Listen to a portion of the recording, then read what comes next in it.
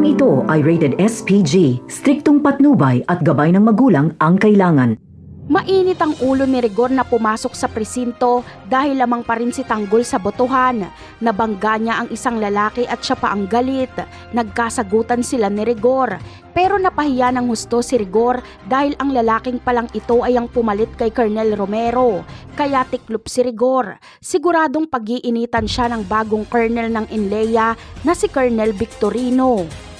Magbabago ang patakaran ng pulisya sa Quiapo dahil matinong pulis si Colonel Victorino at pareho sila ni Tanggol ng layunin na sugpuin ang iligal na droga.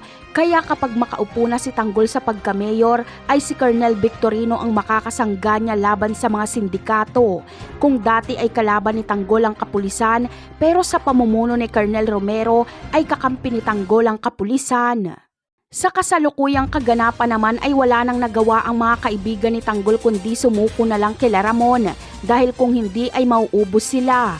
May mga tama na ang iba sa kanila at patay na ang katiwala ni Divina na si Chito, kaya ang pagsuko ang paraan para mabuhay pa sila. Ngunit tuluyan kayang mahuhuli ni Ramon sila Tanggol? Ang sagot ay hindi, dahil nasa likuran pala nila Ramon si Tanggol. Habang nakataas ang kamay nila Enteng ay raratratin ni Tanggol sila Ramon mula sa likuran. Magkakaroon ng pagkakataon sila Enteng na lumaban muli at tumakas. Wala nang pakialam si Tanggol kahit matamaan niya si Ramon. Kailangan niyang gawin ito para mailigtas ang kanyang mga kaibigan. Napakarami pa nating dapat abangan sa mga susunod na episode. Paalam!